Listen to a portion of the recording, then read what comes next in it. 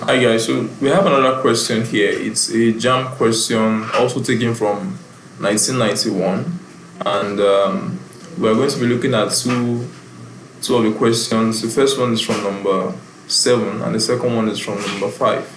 So the first one is saying if 3 gallons of spirits containing 20% water is added to 5 gallons of another spirit containing 15% water, what percentage of the mixture is water? So how do we solve this?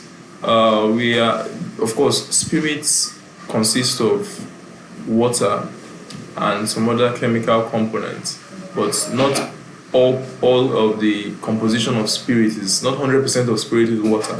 So we're looking at two different spirits. One of them has just 20% of its components as water, and the second one has just 15% as water. So the question is saying what percentage of the whole mixture, the entire mixture, is water. So the formula we're going to be using here, we're going to say that the total, I'm saying total because we're going to be adding two different components. Total amount, say total amount of water,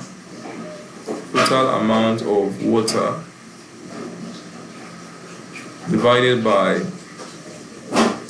the total amount of spirits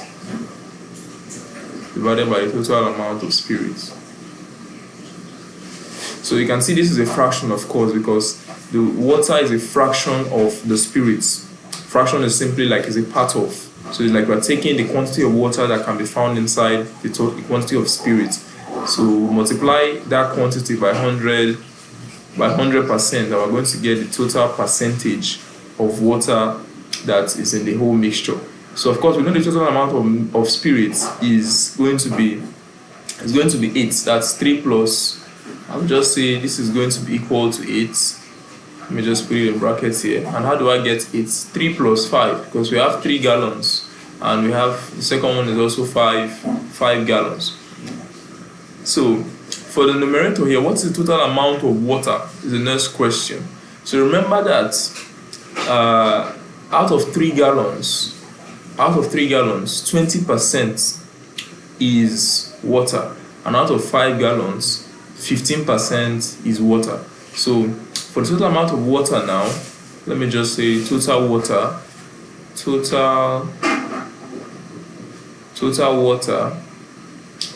I'm going to solve it as follows. We have 20%, of course 20% is 20 over 100. Remember, a percent just means out of 100. So we have 20% of 3, so off is going to be times 3 plus, and we have 15% of, that's 15 over 100 also, of 5. So that's going to be times 5. So this is the total water. I hope we get that, because we have 2 different separate gallons, and the first set of gallons, which are 3, 20% of them is water, so that's 20 over 100. The second set of gallons are 5, and 15% of each gallon is water. So this is total water. We'll add these two and we'll divide by 8, multiply by 100%, we've gotten our answer. So if we simplify this now, we know this goes, and we are left with 0.2 times 3 plus, here we have, of course, 5 goes here 1, 5 goes here 20, okay, and I believe 5 goes here 3, and 5 goes in 24 times, so 3 over 4 will give me 0.75. So when I add these two, 0.2 times 3 will give me 0.6. So 0.6 plus 0.75, which gives me, I believe that should be 1.35. Should be 1.35. Okay. So I'm going to my total percentage of water in the mixture is going to be, I'll just say 1.35 divided by 8 times 100%. I hope we get that. We've gotten our total amount of water as 1.35. Total amount of spirits now is 8. So times 100% will give me my answer. So let me just bring up my calculator here. We have 1.35. Just say 1.35 divided by 8. That gives me this. When I multiply by 100, I get 16.875. So 16.875%. This is the total percentage of water in the mixture. So I hope we are clear with that.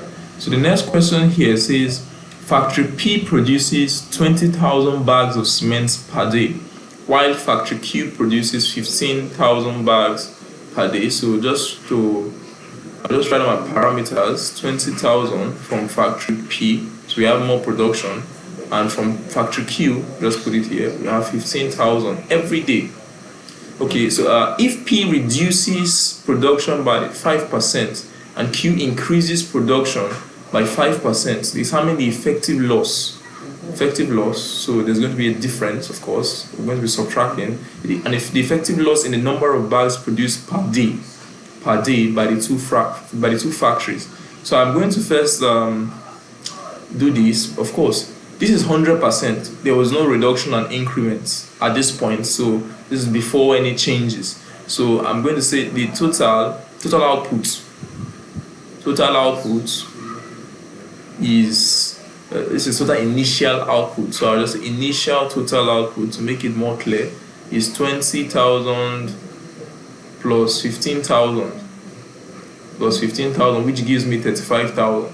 So before any reduction and increments, the factory was actually giving an output of 35,000 per day. 35,000 every day. So